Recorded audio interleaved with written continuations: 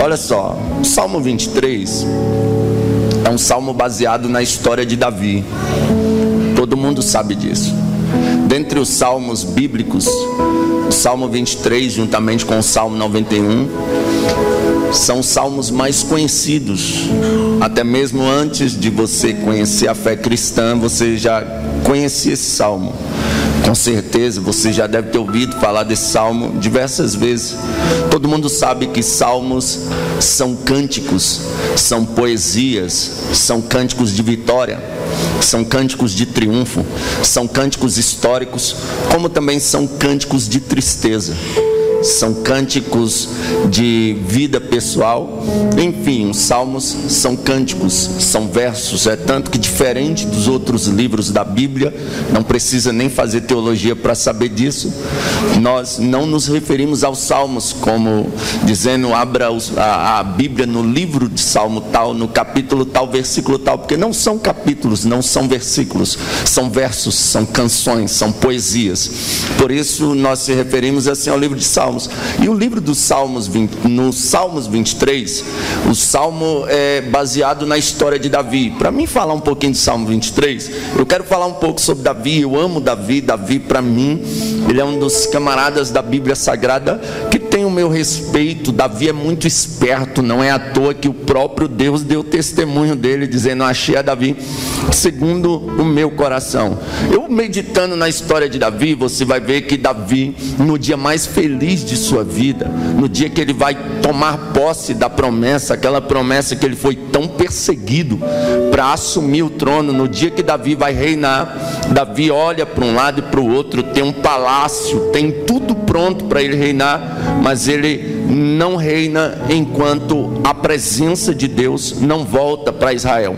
Então Davi, no dia mais feliz de sua vida, ele prioriza a presença de Deus. Ele diz: eu não reino sem a arca. Aonde está a arca? Vamos buscar a arca. Isso me chama atenção, porque no dia mais triste de sua vida também, Davi peca contra Betseba, Davi peca contra Urias, Davi comete um adultério, um assassinato, e Davi está sem ciência daquilo que ele fez, até que o profeta Natan vem e adverte ele. Quando o profeta vem e adverte ele, ele vai ter ciência do grave erro que ele fez. Ele cometeu um pecado de morte, 2 pecados de morte, um pecado de deslealdade. Davi sabe que a punição para isso é a morte. Então Davi, aleluia, ele dobra o joelho e vai orar. A sorte dele é que Deus usou o profeta Natan dizendo que ele não morreria, mas ele está angustiado porque ele sabe que ele cometeu um pecado para a morte. Então no dia mais triste de sua vida, isso me chama atenção, como eu disse, no dia mais feliz de sua vida, ele priorizou a presença de Deus, e no dia mais triste, ele também faz o mesmo, ele dobra o joelho. E no Salmo 51, você vai ver a oração de Davi. Ele está vestido de pano de saco e cinza, e ele vai dizer: olha, retira tudo de mim, Deus. Pode tirar reino, pode tirar palácio, pode tirar coroa real, pode tirar as mulheres, pode tirar os filhos, retira tudo de mim, mas não me lances fora da tua presença, e nem retira de mim o teu espírito. Então Davi, ele vai priorizar a presença de Deus em momentos ruins e em momentos bons, em momentos alegres. Então talvez por isso Davi chame tanta atenção de Deus e seja um rei segundo o coração de Deus. Outra coisa que me chama atenção é que Davi tinha entre 15 e 16 anos de idade quando Israel estava em guerra. Todo mundo sabe que quando há guerra nos países, um exemplo agora, o exército dos Estados Unidos está de prontidão. Qualquer momento pode estourar uma guerra. O exército do Irã também está de prontidão. Porque quando há guerra, os exércitos se acampam, os exércitos ficam prontos para peleja. E o exército de Israel estava acampado. No Antigo Testamento, a mulher tinha um valor se ela gerasse filhos homens. A mulher que não gerava nenhum filho, ela era tida pelas nações, pelas outras mulheres, como uma mulher maldita, como uma mulher que carregava um opróbrio sobre a sua cabeça, uma maldição sobre a sua cabeça. Se ela gerasse filhos, ela era bem-sucedida. Se ela gerasse filhos homens, ela era uma mulher virtuosa. E a mãe de Davi, ela não teve problema. A esposa de Jessé não teve problema. Ela teve vários filhos homens. A família de Jessé era uma família honrada por Deus. Era uma família que tinha um privilégio. E outro privilégio era, em tempos de guerra, o pai pegar os filhos homens e enviar eles para o campo de batalha, para se acamparem no acampamento, treinarem para numa possível guerra eles lutarem pelo exército de sua nação. E se eles lutassem e se destacassem no meio do exército, tivessem uma grande vitória, o pai ia curtir a sua velhice todinha. Em todo local que ele chegava, ele ia dizer: olha, o meu filho lutou pelo exército de Israel e foi um grande guerreiro, o meu filho se destacou na batalha. Então era uma honra para o pai enviar todos os filhos para a batalha. Só que a Bíblia vai deixar bem claro que ele envia Eliabe, Abinadab, Azã, Filipe, Natanael, Samar e os demais irmãos de Davi. Ele envia todos para o campo de batalha, porém a Davi, que era o menor, ele não envia. Isso me chama atenção. Eu fiquei pensando, será que ele quis poupar a vida de Davi? Porque nós sabemos que o rei Saul era um rei falido, era um rei que não estava indo bem. Então era provável o exército de Israel perder até por punição de Deus. Então eu fico pensando, será que ele não manda Davi pelo amor que ele tinha a Davi, queria poupar a Davi? Ou será que ele de fato olhava para Davi e não via possibilidade nenhuma de Davi ser um grande guerreiro? Não havia possibilidade nenhuma de Davi se destacar em uma guerra, de Davi pegar uma espada e lutar pelo exército de Israel. Eu não sei, eu sei que ele não envia Davi. E o que ele faz com Davi, pregador? A história diz que ele envia Davi para ser pastor de ovelhas. O rebanho que Davi pastoreava era um rebanho de poucas ovelhas malhadas.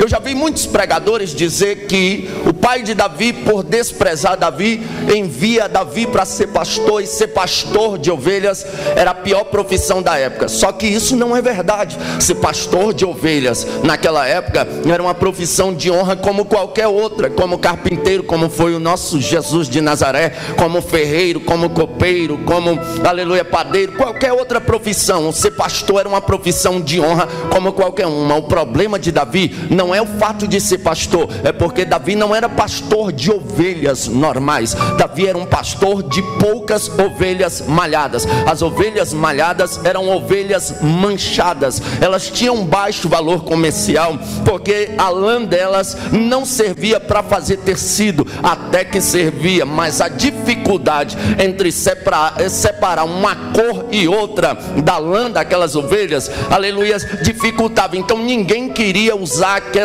lãs daquelas ovelhas malhadas, então se tornava um baixo valor comercial daquelas ovelhas.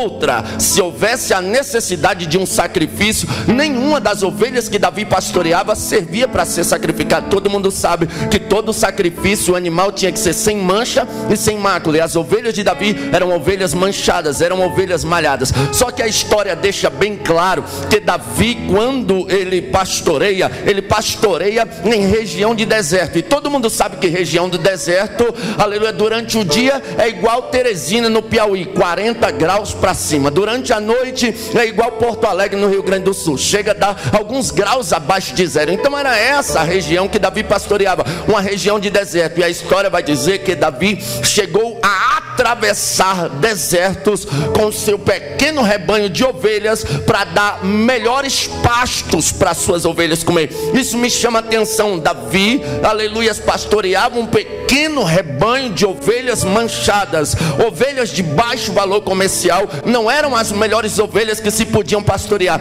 mas Davi faz questão de dar o melhor gramado para aquelas ovelhas comerem. Ele vai atrás de pastos verdejantes para alimentar aquelas ovelhas. Não eram as melhores ovelhas, mas Davi dá o melhor pasto para elas, aleluia. Sucessivamente Davi também vai matar, refrigerar a sede de suas ovelhas, e ele faz isso também atravessando às vezes desertos para dar as melhores águas, que eram as águas tranquilas, conhecidas como as águas cristalinas da região. Davi podia muito bem, pelas ovelhas que ele pastoreava, ovelhas manchadas, ovelhas de baixo valor comercial, Davi podia muito bem dar qualquer água, parar numa pocinha de água parada, cheia de larva, de mosquito da dengue, malária, sei lá, e dá para aquelas ovelhas beber. Mas Davi não faz isso. Ele vai atrás de águas cristalinas, de águas tranquilas, para refrigerar a sede de suas ovelhas. Isso me chama atenção. Não eram as melhores ovelhas, mas aquelas ovelhas tinham o melhor pastor. Louvado seja o nome do Senhor dos Exércitos.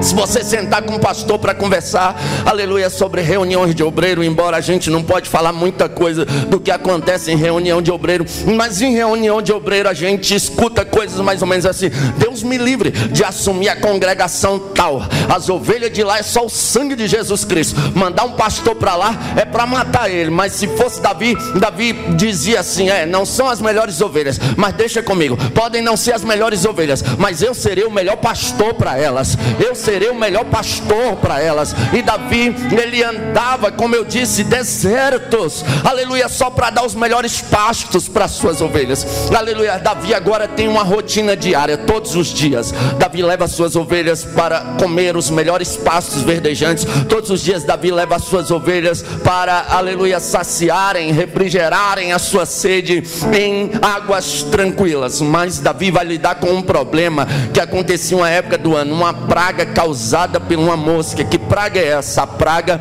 do comichão. A praga do comichão era uma praga que a mosca pousava na orelha da ovelha e causava uma coceira terrível. Isso dificultava a ovelha de ouvir a voz do pastor, porque a agonia que a ovelha sentia era terrível, e essa praga começou a dar sobre as ovelhas. Davi procura um pastor de experiência e vai perguntar o que ele precisa fazer para lidar com essa praga. Então o pastor lhe explica: olha, Davi, existe um remédio para combater a praga do comichão. E Davi aprende, ele volta e faz. O que Davi faz, pregador? Ele derrama azeite sobre a cabeça da ovelha até transbordar. Fazendo isso, aquela mosca que traria a praga do comichão, ela não pousaria. Então Davi está livrando as suas ovelhas de uma enfermidade agora, que era a enfermidade do comichão. Davi agora tem uma rotina anual. Todos os dias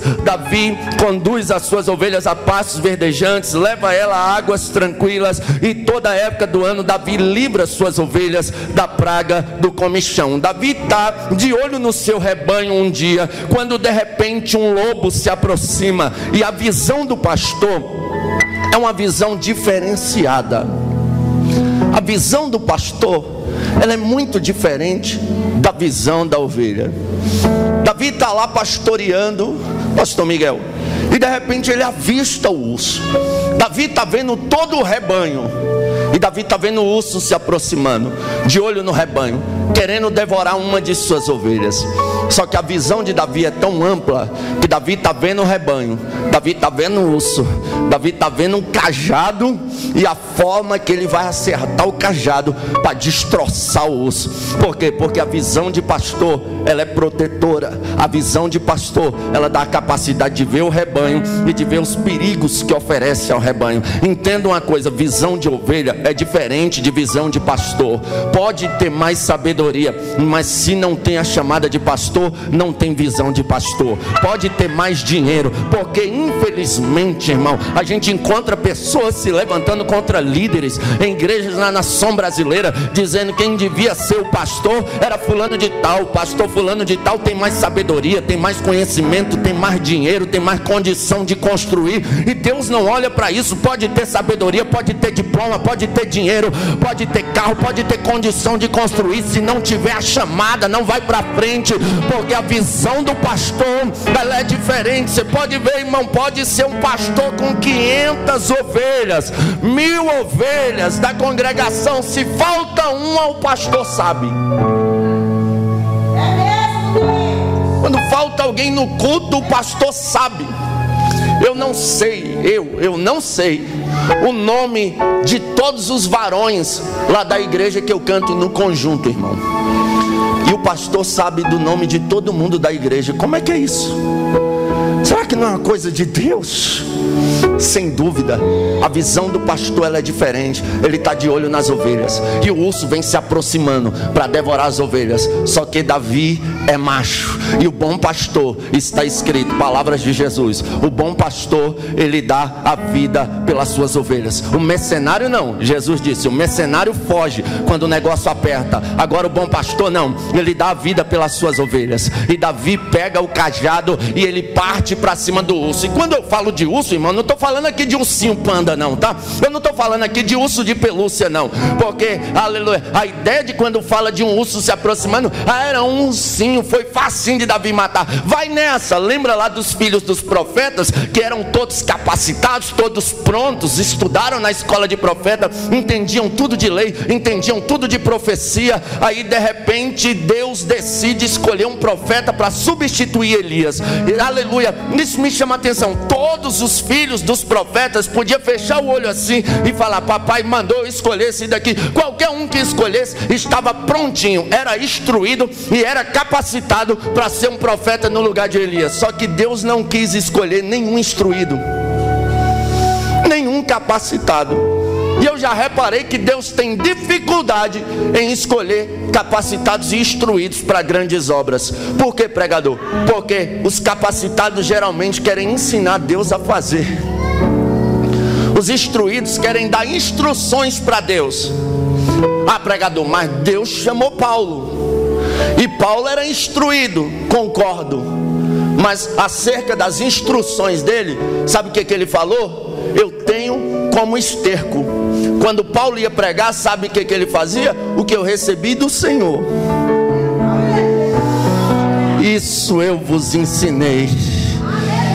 Então, aleluia, as instruções que Paulo aprendeu aos pés de Gamaliel, para ele servia de nada, a não ser para combater com os fariseus que se achavam sabidões. Mas aquilo que ele recebia do Senhor, isso ele pregava. Então Deus tem dificuldade em escolher gente muito capacitada, gente muito instruída. E o que Deus faz? Ele pega eu e você que não temos capacidade, mas Ele nos capacita. Ele pega eu e você que não temos instruções, mas nos instrui para o trabalho dele. Louvado seja Deus. Deus vai te levantar para uma grande obra. Talvez você olhe igual Gideão, ah, eu sou o menor da minha casa. É por isso mesmo que Deus está te escolhendo.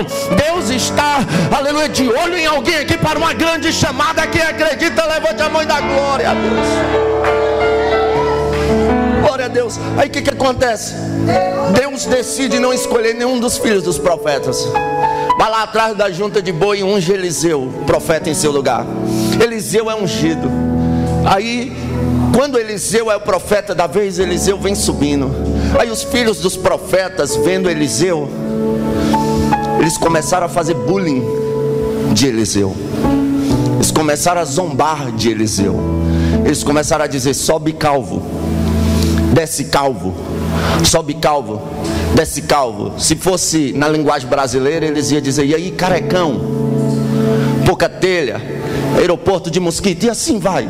As piadinhas aí que usam com as pessoas que são calvos. E eles começam a dizer, sobe calvo, desce calvo. E no Novo Testamento não. No Novo Testamento a ordem de Jesus é, amai quem vos odeia, bendizei quem vos maldiz. Se o teu inimigo tiver fome, dá ele de comer. Se tiver sede, dá ele de beber. Fazendo isso, amontoará brasa sobre a sua cabeça. Autêntico pentecostal é isso. Mas no Antigo Testamento não, era olho por olho, dente por dente, matou, morreu. E Eliseu, quando começou a ser zombado, ele foi se irando, subiu uma ira santa nele, ele estendeu a mão e saiu uma ursa. E a Bíblia diz que em questão de minutos, aquela ursa despedaçou 42 rapazes. Se uma ursa despedaçou em questão de minutos 42 rapazes, o que aquele urso não faria com um adolescente Davi, de apenas 16 anos de idade? Ele ia destroçar Davi, mas maior que aquele urso era o Deus de Davi. Davi pega o cajado, parte para cima do urso, e Davi arrebenta arrebenta o urso, aleluia. Davi mata o urso, louvado seja Deus. Aí, aleluia, está tudo normal. Davi está pastoreando na sua rotina diária. De repente Davi enfrenta um problema maior do que esse. Agora não é um urso, embora o urso já é perigoso, agora é o rei da selva. Se aproxima um leão. Davi olha para aquele leão e pensa: se Deus foi comigo para me matar aquele urso, aleluia, esse leão vai ser fichinha. Tem gente aqui que me ouve, eu sei que tem, pensando em parar na dificuldade que está enfrentando, está achando esse leão terrível. Eu tenho uma palavra de Deus: ei, se Deus já venceu aqueles ursos lá atrás, lembra daquela prova que tu também pensou que não ia dar conta, tu não deu conta, Deus não te ajudou a vencer? Pois é, você vai vencer essa também, você não vai parar. Esse ano de 2020, nenhum leão ficará de pé diante de você. Quem acredita, levante a mão e dá glória a Deus.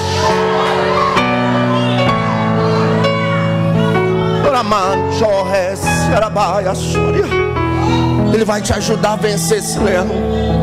Eu sei que está difícil, eu sei que a maior prova que tu já enfrentou é essa que tu está enfrentando, mas você vai vencer. Você vai vencer, você não vai parar. E Davi parte para cima do urso, e Davi, ou do leão, e Davi mata o leão também, aleluias. E o tempo passa. Davi é pedido por seu pai para ir levar alimento para os seus irmãos. E ele vai, quando chega lá, entenda, os dois exércitos, como eu disse, estão acampados, um de frente para o outro. E a história vai dizer que o maior guerreiro de Gade, da terra dos filisteus, se chamava Golias. O gigante, o conhecido, temido gigante Golias. Aleluia. Ele não era gigante porque tinha 4 ou 5 metros de altura. Não era isso. Ele tinha uma altura bem mais alta que eu, é claro, mas era um enorme guerreiro, e um guerreiro de fama. Ninguém até então havia derrotado Golias.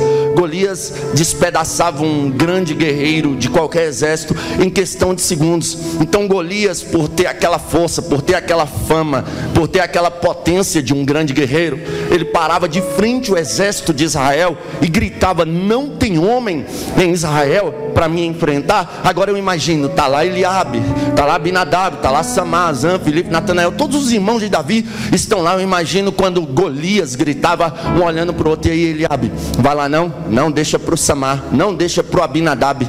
Tem certeza? Não é melhor a gente ir, não. Vamos treinar mais primeiro. Esse Golias aí é difícil. E olhavam uns para os outros e ninguém, irmãos, tinha coragem de enfrentar aquele gigante. Aí no dia que Davi vem trazer comida aos seus irmãos, o gigante resolve afrontar o exército de Israel. Aí o Davizinho de 16 anos, o adolescente Davi, olha para os irmãos, olha para aquele exército: gente, vocês não estão vendo isso não? Quem é esse incircunciso para afrontar o exército do Deus vivo? Quem é esse cabra aí para vir afrontar o nosso exército? Cadê o rei Saul? Eu quero conversar com ele. Aí Eliabe: rapaz, tu veio para cá só para ver a guerra, né menino? Com quem tu deixasse aquelas poucas ovelhas? Olha Eliabe, dá licença aqui, se tu não tem coragem de enfrentar esse gigante, eu vou enfrentar, eu vou falar com o rei. Rei, Saul, é o seguinte, eu quero enfrentar esse gigante. Saul deve ter olhado para aquele menino assim: o quê? Você está doido? Olha o seu tamanho, você é um adolescente. Ele: olha, não julgue pelo meu tamanho não, deixa eu te contar um testemunho aqui. E é testemunho de crente, tem que ser crente para crer no que eu vou te contar aqui. Eu sou um adolescente, eu estava no campo pastoreando as ovelhas de papai. De repente veio um urso, eu peguei o cajado e destrocei o urso. Eu imagino Saul: que história, calma aí, tem mais. Veio também um leão, aleluias. E quando o leão se aproximou, eu destrocei o leão também. Não vai ser diferente com esse gigante. Eu acredito que Saul foi falar: menino. Só que ele olhou a coragem nos olhos daquele menino, e eu acredito que ele até quis: não, melhor não. Mas Deus deve ter aberto a boca dele e ele: tá bom, então vai. Calma aí. Ele vai lá, pega a armadura dele, coloca sobre Davi. Aí a Bíblia diz, eu amo isso aqui, a Bíblia diz que Davi disse assim: não posso andar com isso. Isso me chama a atenção, irmãos. Davi veste a armadura de Saul e diz: não posso andar com isso. Está na hora de os crentes refletir um pouquinho nas coisas que a gente pode andar e nas coisas que nós não podemos andar. Tem irmãs que precisam parar na frente do espelho, olhar e dizer: não posso andar com isso, está muito sensual, está muito curto, está mostrando tudo, está sensualizando demais. Tem rapaz que tem que fazer a mesma coisa também. Tem coisas que não é para cristão, irmãos. Aleluias. Tem coisas que não são para servos de Deus. Aí Davi disse: olha, não posso andar com isso. Pode deixa eu descer ali que eu vou resolver o problema. Como assim? Crente resolve as coisas descendo. Aleluias. Deixa eu descer ali. Eu vou frisar nisso aqui, eu vou repetir para você entender. Crente resolve as coisas descendo. Postar indiretinha numa rede social não vai resolver o problema. Ficar revoltadinho não vai resolver o problema. Querer, aleluia, se trancar num quarto e parar com a vida não vai receber o problema, não vai resolver o problema. Desça, vai descer que Deus vai te dar vitória. E aí Davi desce, lá onde ele desceu, no ribeiro, ele pega, ele recebe lá, aleluia, o que é necessário para ele derrotar o gigante. O que é? 3 pedrinhas. Davi vem, aleluia, pega a sua funda, desce, fica de frente o gigante, aleluia, olha para ele e diz: em nome do Senhor, você vai se ver comigo. Ele põe a pedrinha na funda e começa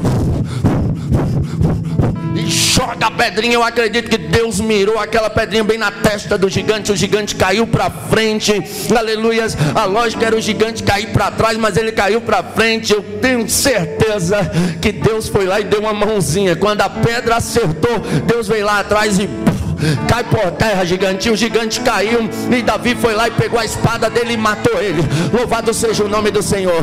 Então entenda uma coisa: esse leão, esse urso que você está enfrentando agora, aleluia, só está te capacitando para a vitória que você vai ter diante do exército de Israel. Eu sei que tem, aleluia, dificuldade que a gente enfrenta sozinho no campo de batalha, igual Davi enfrentou sozinho. Mas essas dificuldades que tu enfrentou sozinho, elas foram que te capacitaram para o que tu vai enfrentar em público.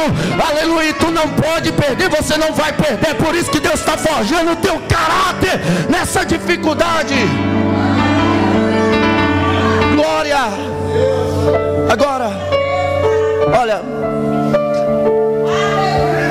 eu vou começar a pregar. Amém. Mas eu já vou correr para me encerrar. Que pena que os pastores em muitos lugares não estão podendo mais usar o cajado contra os leões, os ursos, os lobos. Por que, pregador? Porque as ovelhas estão se apaixonando pelos ursos. As ovelhas estão ficando encantadas com os lobos. Aí o pastor que tem visão de pastor chega e diz: minha filha, isso é lobo, isso é urso, isso é leão, é só para te devorar. É não, pastor. É sim, rapaz. A visão de pastor me dá a capacidade de ver o que a ovelha não vê. Não, pastor, que é isso? Rapaz, esse cara já iludiu 17, tu vai ser a próxima. Não, pastor, comigo vai ser diferente. Ele me ama, ele está até vindo para os cultos. Aleluia. Aí o pastor não pode usar o cajado. E pior, bem pior do que urso e leão, é ursa e leoa. Eu conheci uma moça, pensa numa moça bonita, na época que eu era solteiro. Só que ela já entrava na igreja cascavelando, sensual. Só que todo rapaz quer se envolver com uma moça bonita.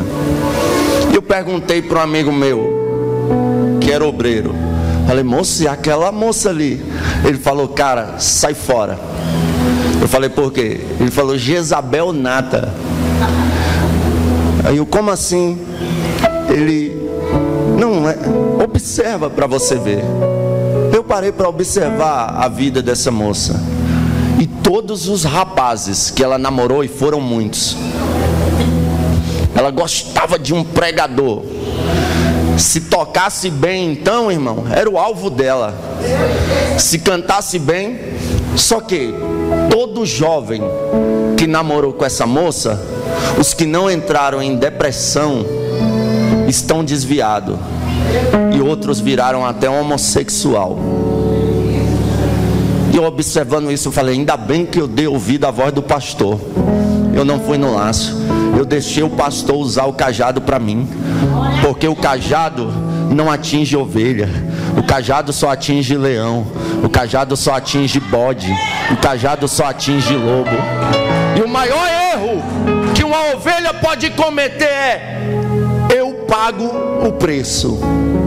Nessa de eu pago o preço, tem um monte de mãe de 2, 3 filhos solteira que foi abandonada pelo lobo, pelo leãozão lá.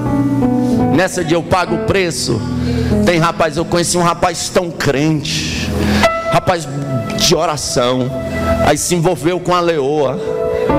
Os pastores dele disseram: olha, não vai nessa, tu vai se ferrar, essa menina não tem nada de Deus. E ele, encantado com a beleza da menina, ele foi e se envolveu com a menina. Conclusão, sabe onde ele foi parar? Na papuda. Como assim?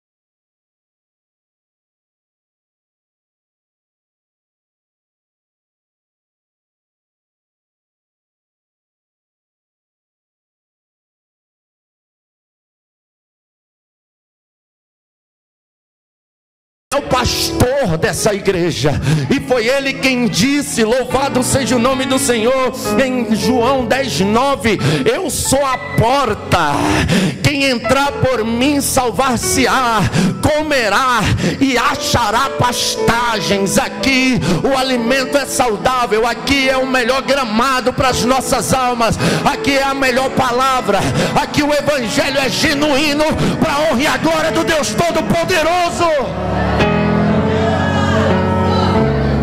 Mas olha, Davi precisa refrigerar sua alma. Por isso ele fala: o Senhor meu pastor, nada me faltará, deitar-me faz passos verdejantes, guia-me mansamente às águas tranquilas e refrigera a minha alma. Davi precisa de refrigério. Entenda, tem gente que dorme e acorda no meio da família e se sente mal amado, se sente só, se sente triste, se sente carente de alguém. Agora imagine um adolescente dormindo e acordando no campo, e a única companhia que ele tem são aquelas ovelhas.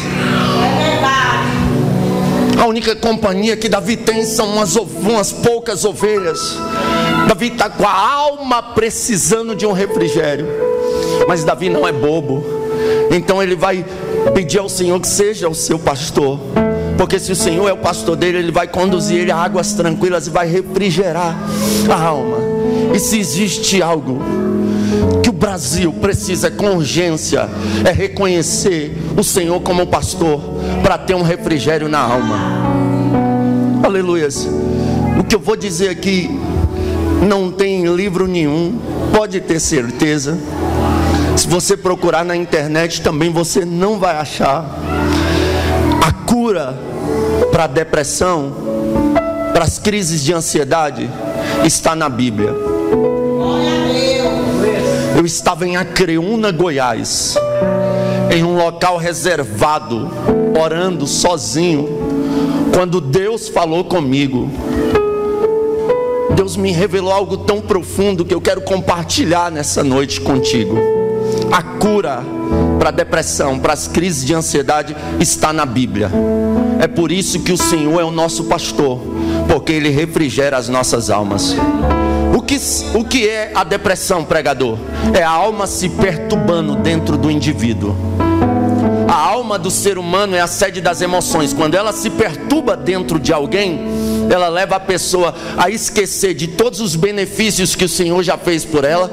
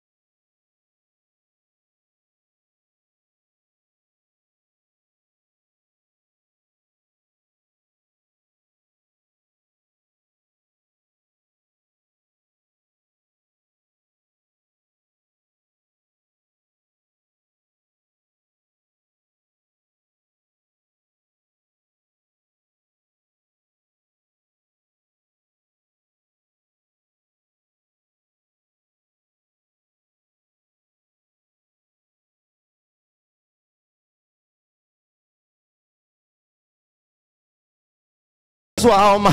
Coloque Deus como seu pastor. Deixa Ele te conduzir às águas tranquilas. Deixa Ele refrigerar a tua alma hoje. Aleluia. Eu vou profetizar: a tua alma não vai se perder. A tua alma é do céu. Ele comprou ela com sangue precioso derramado na cruz.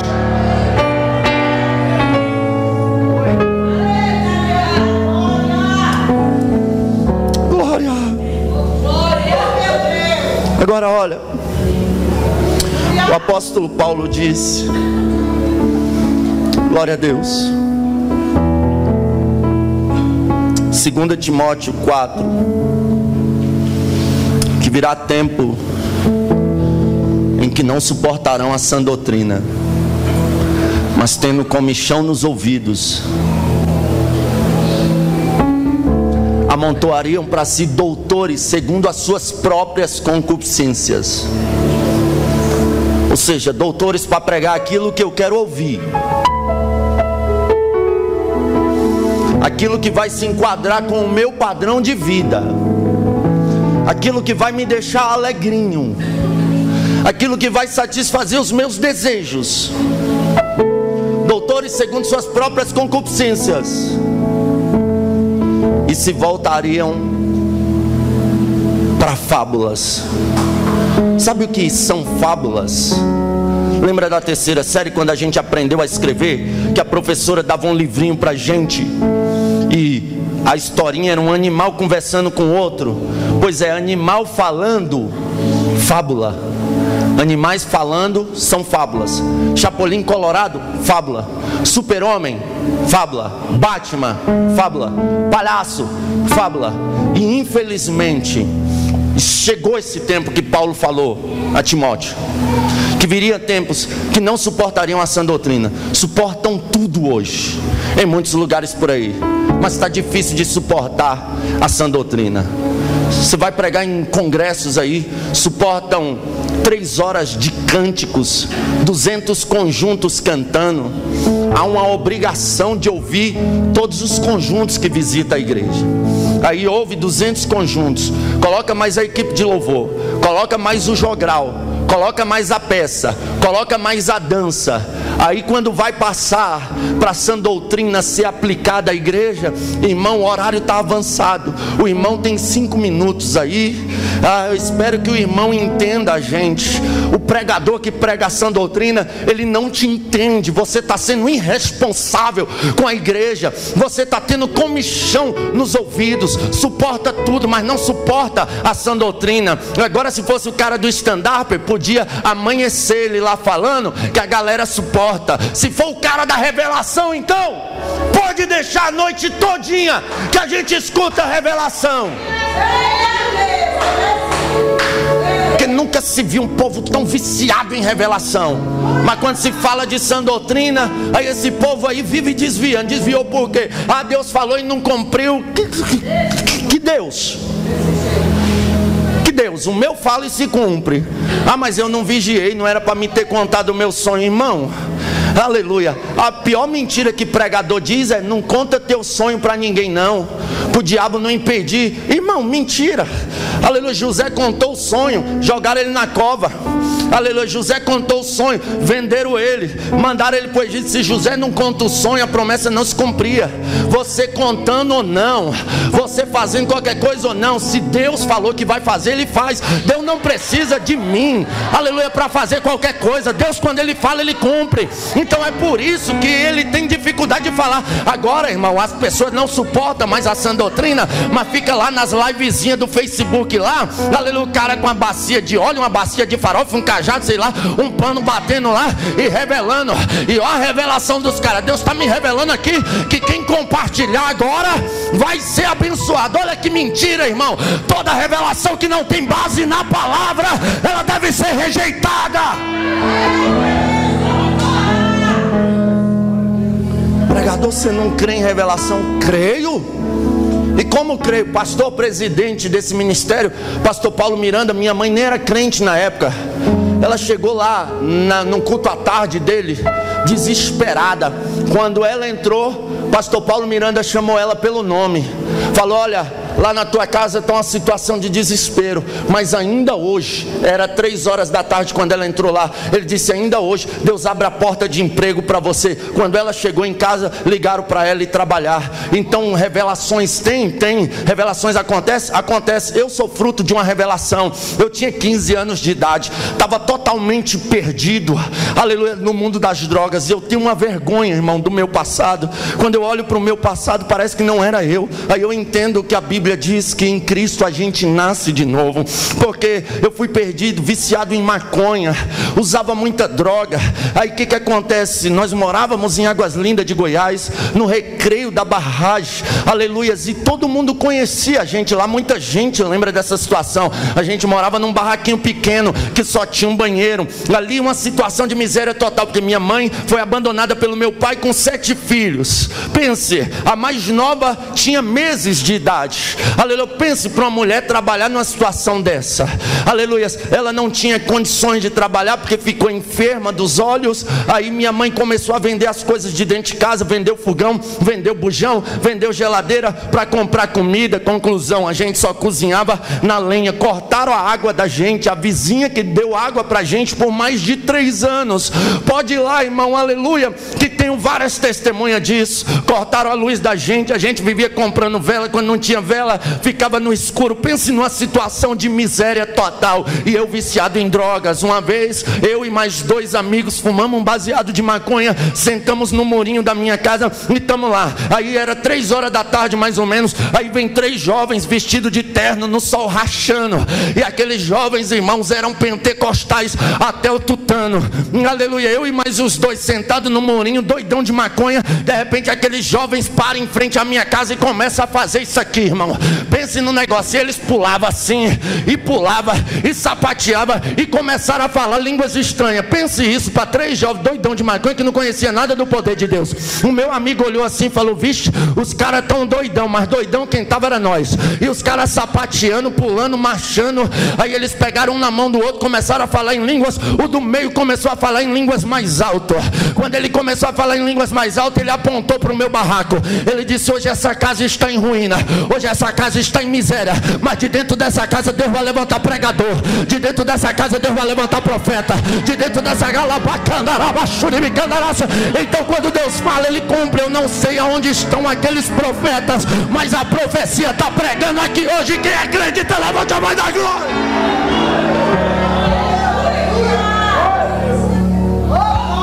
Só que a sã doutrina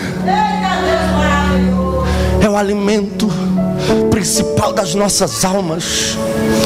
Se não estão suportando a sã doutrina, é porque o comichão chegou. E os doutores que eles estão amontoando para si, conforme suas próprias concupiscências, chegaram, irmão. Hoje está mais interessante ouvir um coaching do que ouvir um profeta, do que ouvir um pregador. Em muitas igrejas por aí, sabe por quê? Querem ouvir aquilo que lhes agrada, aquilo que satisfaz as suas concupiscências, aquilo que vai a favor das suas emoções. E a sã doutrina não, a sã doutrina nos põe no nosso lugar. Aleluias. A mensagem emocional, aleluias, ela coloca o homem no centro de tudo. E a mensagem do Evangelho, a sã doutrina, ela mostra para o homem que ele não é nada, que ele é um miserável pecador, dependente de Deus para tudo, principalmente para a salvação.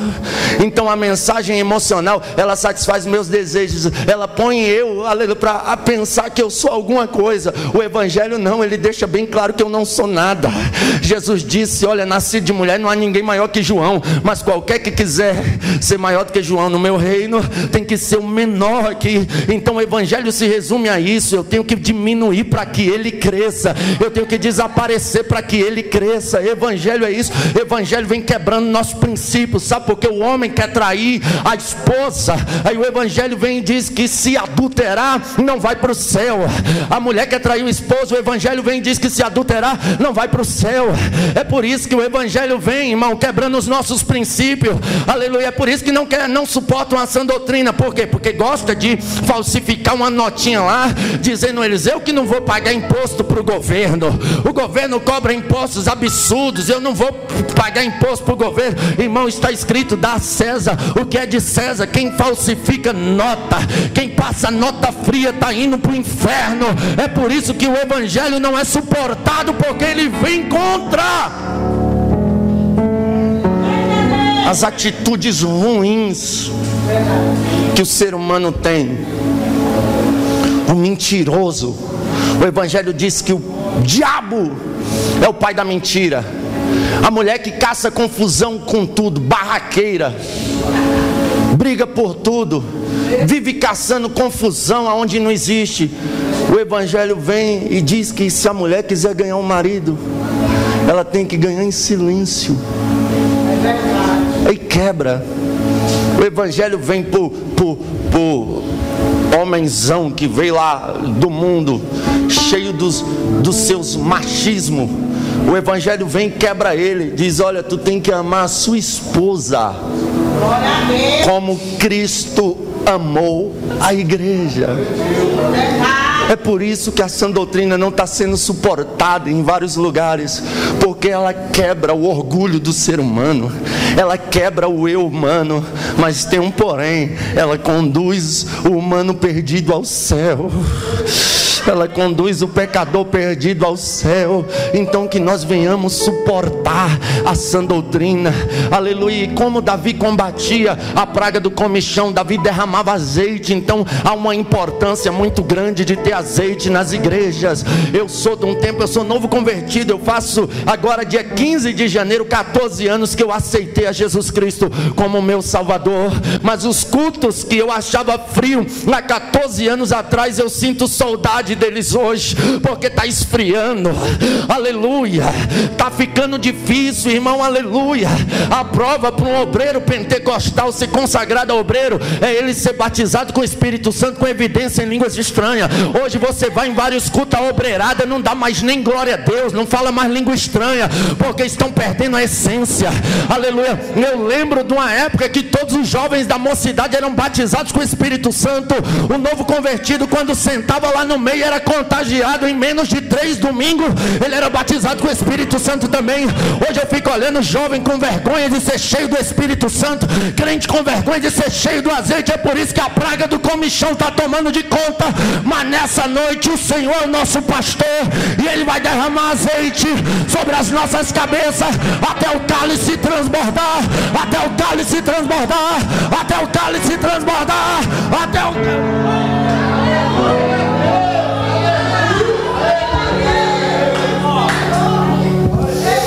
macho e canto araba. Eleva country o forte que me entrou da suite tuite a sua andai a sua ribiclo profete que plori me entrou paste que plaio sua andai de plasto nevacia de ploremintio ribio no compriava rabaconte que plovria brits de petsendekan da haste ploste pintro haste que ribito toco profiete te a sua da seba sui canto he repapapapapapapa rialto te que provia da rabasha rabacandere plafashuia ribicalabro bono diafa ramanuia sere minjora sere bonde esse arabai rabacaropote a face me anda raia sere. O que está acontecendo, pregador? É Deus derramando azeite, é Deus derramando azeite, é Deus derramando azeite, é Deus derramando azeite, é Deus derramando azeite. Na igreja pentecostal da missão da fé, aleluia, o comichão não vai proliferar. Aqui não, Satanás pega teu exército de mosca e bate em retirada, porque nós suportamos e queremos a sã doutrina, queremos o céu. Receba azeite, receba azeite, receba azeite, receba azeite. Se coloca de pé em nome de Jesus.